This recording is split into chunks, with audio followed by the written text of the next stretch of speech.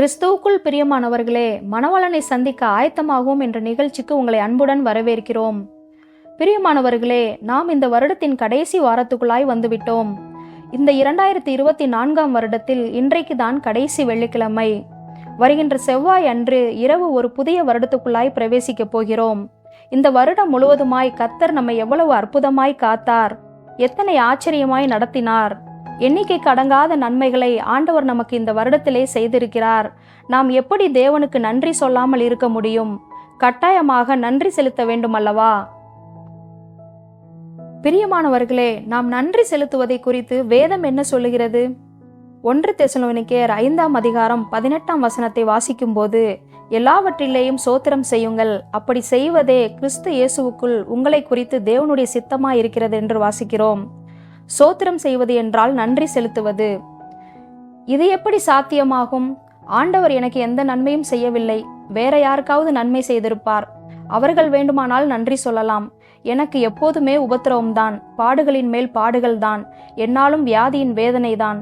நான் எதிர்பார்த்த காரியம் இந்த வருடத்திலே நடக்கவில்லை, நான் நேசித்தவர்கள் என்னை நேசிக்கவில்லை. இப்படி போராட்டமே என் வாழ்க்கையாய் இருக்கும்போது நான் எப்படி நன்றி சொல்ல முடியும் என்று ஒருவேளை இருதயத்தில் நினைத்து கொண்டிருக்கலாம். ஆனால் பிரியமானவர்களே, வேதம் என்ன சொல்லுகிறது? நாம் வாசித்த இந்த வசனத்தின்படி எல்லாவற்றிலேயும் சோத்திரம் செய்ய வேண்டும், அதாவது நன்றி சொல்ல வேண்டும். இதுதான் தேவனுடைய சித்தமாய் இருக்கிறது. இதை தேவன் நம்மிடத்திலிருந்து எதிர்பார்க்கிறார். என்ன நடந்தாலும் நாம் அதிலே ஆண்டவருக்கு நன்றி சொல்ல வேண்டும்.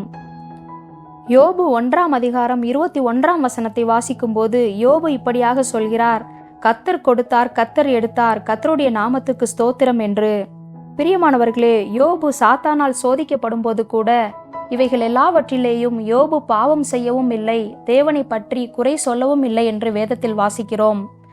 நம் வாழ்க்கையில் கூட இந்த வருடத்திலே பலவிதமான போராட்டங்களையும் பிரச்சனைகளையும் சந்தித்திருக்கலாம். வியாதியின் மத்தியில் கடந்து போயிருக்கலாம். நாம் எதிர்பார்த்த நன்மைகள் கிடைக்காமல் இருந்திருக்கலாம். நாம் நேசித்தவர்கள் நம்மை உதாசீனப்படுத்தி இருக்கலாம். ஆனாலும் இவைகள் எல்லாவற்றிலேயும் சோத்திரம் செய்வதே தேவனுக்கு சித்தமாய் இருக்கிறது. ஏனென்றால் கர்த்தர் நல்லவர், அவர் தீமையை பார்க்க மாட்டாத சுத்த கண்ணர், 100% நன்மையை மட்டுமே செய்கிறவர். ஒருவேளை பாடுகள், உபத்திரவங்கள், வேதனைகள் வந்தாலும், நாம் எதிர்பார்த்த நன்மைகள் தாமதித்தாலும் முடிவு மகிமையாயிருக்கும். பிரியமானவர்களே, நம்முடைய தேவனாகிய கர்த்தர் எல்லா காரியத்தையும் நேர்த்தியாய் அதனதின் காலத்திலே செய்து முடிக்கிறவர். முடிவு சம்பூர்ணமாய் இருக்கும். பிரியமானவர்களே, ஏன் நாம் நன்றி சொல்ல வேண்டும்? வேதத்திலிருந்து ஒரு சம்பவத்தை காண்பித்து கொடுக்க விரும்புகிறேன். லூக்கா எழுதின சுவிசேஷம் 17ஆம் அதிகாரம் 12ஆம் வசனம் முதல் 19ஆம் வசனம் வரை உள்ள வசனங்களை வாசிக்கும் போது, இங்கு இயேசு 10 குஷ்டரோகிகளை சுகப்படுத்துகிறார். அதில் ஒருவன் மாத்திரம் திரும்பி வந்து நன்றி சொல்கிறான். அவனை பார்த்து இயேசு கேட்டார், மீதி 9 பேர் எங்கே? அவர்களும் சுகமடைந்தார்களே, ஏன் திரும்பி வந்து நன்றி சொல்லவில்லை என்று கேட்டார். பொதுவாக மனிதர்களுடைய இயல்பே, நாம் ஒருவருக்கு உதவி செய்யும் போது செய்த உதவிகளுக்கு அவர்கள் நன்றி சொல்வார்கள் என்று எதிர்பார்க்கிறோம். மனிதர்களாகிய நாமே இப்படி எதிர்பார்க்கும் போது வானத்தையும் பூமியும் உண்டாக்கின தேவனாகிய கர்த்தரும் இதைத்தான் எதிர்பார்த்தார். அதனால்தான் மற்ற 9 பேர் ஏன் திரும்பி வந்து நன்றி சொல்லவில்லை என்று கேட்டார். காரணம் என்னவென்றால், ஆண்டவர் செய்த நன்மைகளை நினைத்து நாம் மறவாமல் நன்றி சொல்லும் போது ஆண்டவர் தான் இந்த காரியத்தை செய்தார் என்று அங்கீகரிக்கிறோம், ஒத்துக்கொள்கிறோம். ஆண்டவர் தான் இந்த நன்மையை செய்தார் என்று அறிக்கையிடுகிறோம்.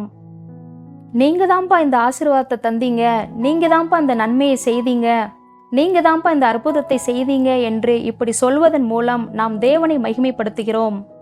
ஆகவேதான் சங்கீதம் 50:23 வாசிக்கிறோம், ஸ்தோத்திர பலியிடுகிறவன் என்னை மகிமைப்படுத்துகிறான் என்று. எனவே நாம் பெற்ற ஒவ்வொரு நன்மைக்கும் ஸ்தோத்திர பலிகளை செலுத்தி தேவனை மகிமைப்படுத்த வேண்டும். நாம் நன்றி சொல்லும்போது என்ன நடக்கிறது? நாம் நன்றி சொல்லும்போது தேவனிடத்திலிருந்து அடுத்த ஆசீர்வாதத்தை பெற்றுக்கொள்வதற்கு வழி செய்கிறது. நாம் நன்றி சொல்லவில்லை என்றால் அடுத்த ஆசீர்வாதத்தை பெற்றுக்கொள்வதற்கு தடையாய் காணப்படுகிறது. எனவே ஒரு அற்புதமோ ஆசீர்வாதமோ நன்மையோ நடக்கும்போது உடனே தேவனை அங்கீகரித்து நாம் நன்றி சொல்ல வேண்டும். பிரியமானவர்களே, ஒருவேளை நம் வாழ்க்கையில் குறைவுகள் காணப்பட்டாலும் நாம் நன்றி சொல்ல வேண்டும்.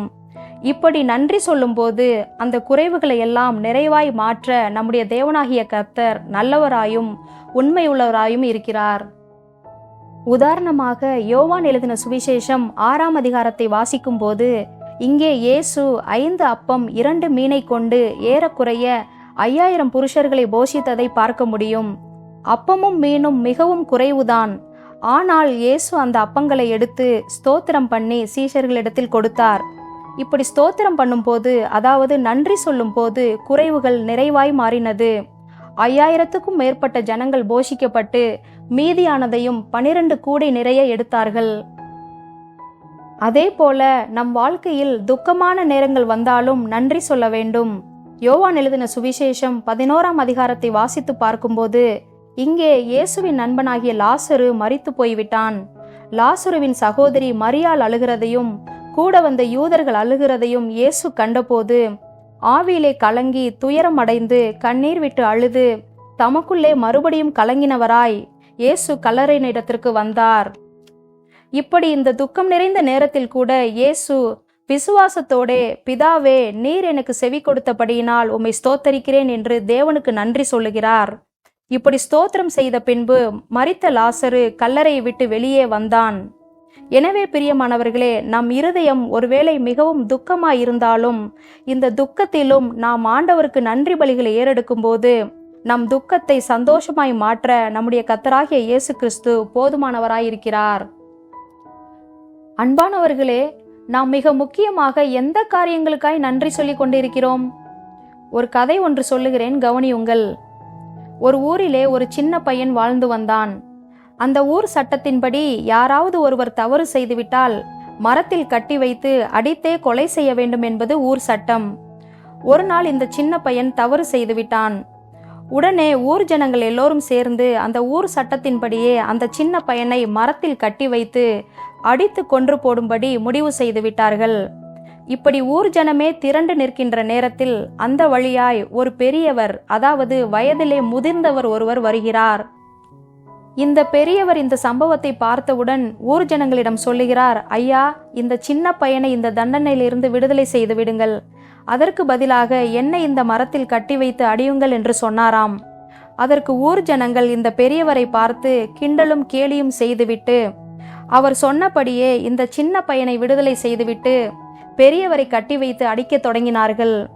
அந்த பையன் தான் விடுதலையாக்கப்பட்டதை நினைத்து மிகவும் சந்தோஷப்பட்டான்.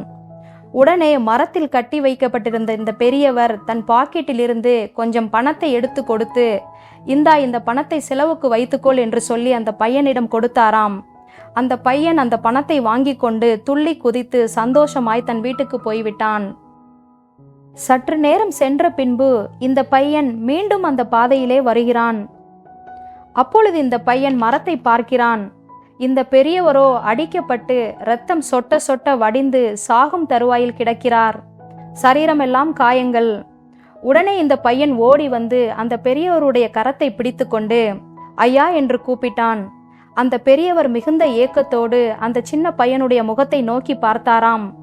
அந்த பையன் பெரியவரின் கரத்தை பிடித்து கொண்டு, ஐயா, நான் மிகவும் வறுமையில் இருந்தேன், எனக்கு செலவுக்கு பணம் தந்தீர்கள், அதற்கு ரொம்ப நன்றி என்று சொல்லி அந்த பெரியவருடைய கரத்தை விட்டு விட்டு சென்று விட்டானாம். பிரியமானவர்களே, நாம் கேட்ட இந்த கதையில் இந்த பையன் எந்த காரியத்திற்காய் நன்றி சொல்லி இருக்க வேண்டும்?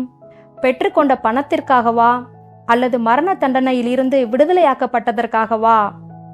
மரண தண்டனையில் இருந்து விடுதலையாக்கப்பட்டதை நினைத்துதானே இந்த பையன் நன்றி சொல்லியிருக்க வேண்டும்.